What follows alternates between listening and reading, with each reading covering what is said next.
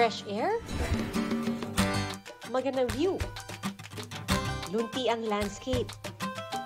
Yan ang bungad sa inyo sa Lake Mapanuepe sa Zambales. Ang mala New Zealand vibes nito, perfect sa mga gusto ng pahinga at peace of mind. Bukod sa pag-camping dito, pwede rin mag-rent ng bangka para libutin ang simbahang lumubo nang pumutok ang Mount Pinatubo noong 1991. Literal na be one with nature dahil walang signal at kuryente sa lugar para mas ma-enjoy nyo ang mini New Zealand ng Pilipinas. Pause muna sa workload at i-feel ang out-of-the-country vibes na hatid ng nature park sa bayan ng Tampakan sa South Cotabato. It's giving New Zealand din, naswak sa nature lovers. Papasok pa lang sa park, bubungad na sa'yo ang ganda ng paligid. Bukod sa picture-perfect scenery ng lugar, maganda rin itong atraksyon at pahingahan ng mga pamilya o magkakaibigan. Kung gusto nyo ma-relax from the toxic na environment or yung pollution from the city, this is the best place to visit. Is it Philippines kung walang lumpiang Shanghai? Pero wag ka dahil may kakaibang fusion ng paborito nating pagkain sa bayan ng Calasiao sa Pangasinan, ang ulam na munggot galunggong. Ginawang merienda ng dalawang agriculture at agribusiness student na sina Ronric Domondon at Allen Angelo Repolyo. Get ready for galunggong with munggo Shanghai. Para magawa ito, kailangan nyo lang ng sibuyas, bawang, carrots, papaya at munggo. Ihalo ang mga ito sa hinimay na galunggong at ilagay sa lumpia wrapper.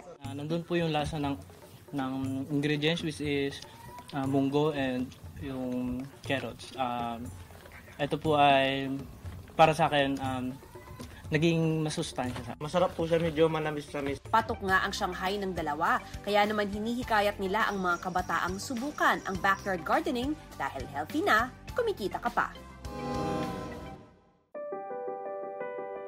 Breathtaking sunset, Instagrammable tambayan at food trip destination, lahat ng yan libreng ma-enjoy sa Sunset Park sa Minalin, Pampanga. Dati itong dike na ginawang all-in-one pasyalan. Tsak na picture perfect ang tulay na puno ng pailaw habang nagkukulay kahel ang langit. At tulad ng Love Lux sa South Korea, pwede mo ring selyuhan ang forever love sa pagkandado ng Love Lux sa railing ng tulay. Busugin ang tiyan sa dami ng pagkain at inumin. Maganda po, nakakapag ng family bonding. Maganda kasi tinaw naman pagdaan mo dito, maraming pagkain, tapos nature. Bukas ang parke mula alas 5 ng hapon hanggang alas 10 ng gabi. Wow, your Filipino accent is so sexy. Say it again. Toothbrush. Trending online ang kakatuwang videos gaya nito. Baby Owl. Kung saan pinapakitang Filipino accent sa pamamagitan ng pagbigkas ng English words. I give you more. Sige nga, pasample nga mga kapuso. Diabetes. Deodorant.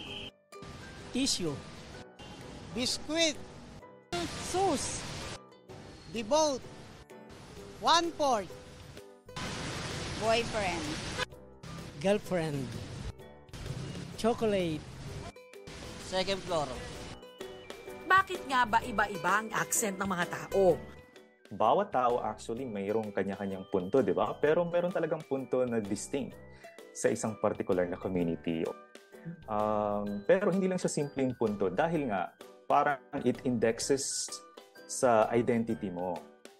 Maybe doon sa background mo, yung first language mo, o di kaya sa lugar na pinanggaling. Kahit nga raw ang Filipino accent, malawak dahil sa mahigit 100 wika rito sa Pilipinas. Kaya normal na magkaroon ng iba't ibang punto o paraan ng pagbigkas ng mga tao. Depende kung saang lugar galing at anong lengguwahe ang nakasanayan nilang gamitin. Pero ang realidad nila sa lipunan, kahit ang punto o accent, minamata. Hi, this is Ron. How can I help you today? Ang call center agent na si Seo talagang inaral kung paano magsalita ang foreigners na bahagi raw ng kanilang training. Hindi raw ito naging madali para sa kanya dahil hindi naman Ingles ang native language niya. Kumbaga, hindi naman tayo American eh. So, yung mga words na dapat F, dapat P, yung mga nalilito tayo, kung paano sila bigkasin. So, malaking adjustment for me.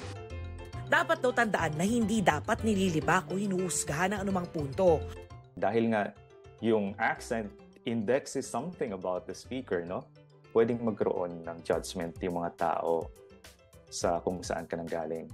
So, ganun din sa mga lingwahe. Sa mga lingwahe, alam natin na mayroong layers, no, ng dominance. At sa kasalukuyan, we know na ang Ingles ay isa sa pinakadominanting wika or pinakadominanting wika sa buong mundo. At ngayong buwan ng wika, dapat nga raw iangat at ipagmalaki ang lahat ng wikang Filipino kasama na ang ating punto.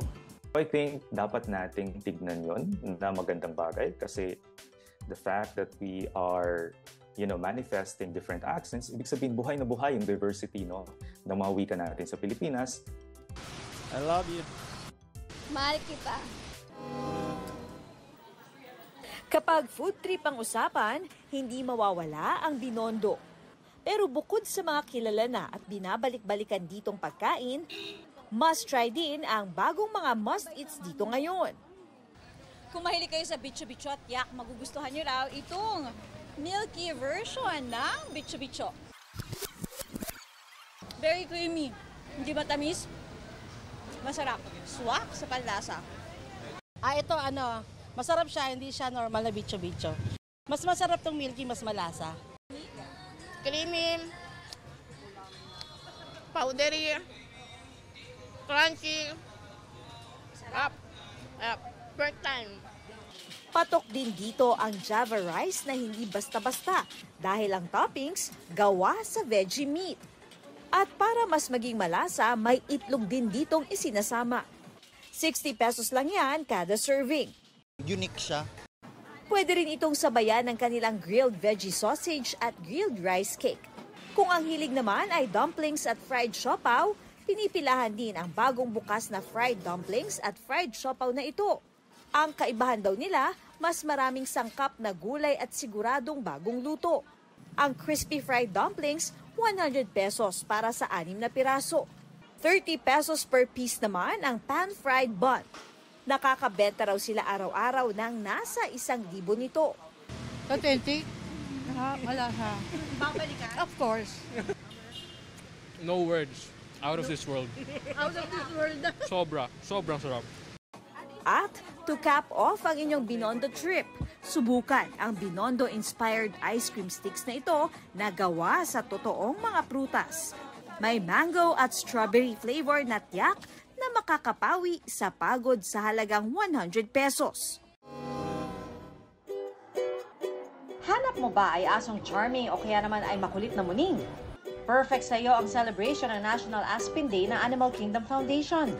Dito ang mga rescue dogs and cats kabilang ang mga biktima ng animal cruelty, pwede mong bigyan ng bagong Family at forever home where they can feel safe again. Kailangan po syempre meron tayong capability to take care of the dogs. Kailangan din meron silang capacity for the veterinary sa vet clinics. Si Dindo, certified dog lover na looking forward na makasama sa kanyang hobby ang new adopted dog. Gusto ko rin siya makalaro. Buti nga meron na ngayon ako uli. I'm so happy. Si Raquel naman tila na love at first sight sa asong si Mori. Parang tinatawag ako ni Mori. Tapos parang gusto ko na siyang i-adopt. Nag-aalaga talaga kami. Mahilig kami sa mga dogs. Gaya nila, forever home din ang nahanap na asong si Dolly. Isa siya sa Posionista Dogs sa cute paanda ng Philippine Animal Welfare Society. Nirescue siya ng POS sa Aklan dahil may nagbuhos ng mantika, kumukulong mantika sa mukha niya. Nung nakita namin na pinapaampun siya sa POS, naulog na lang yung loob ko. Gaya ni na Poker and Derby na kapwa na rescue mula sa sinalakay ng Pogo Hub sa Porac. From Pogo to Poging Doggo. Okay na sila for adoption ngayon. They've been neutered, spayed. Naka-recover na sila from their malnutrition and yung mga sakit-sakit na nakuha nila dahil hindi sila pinakain for like 1 week.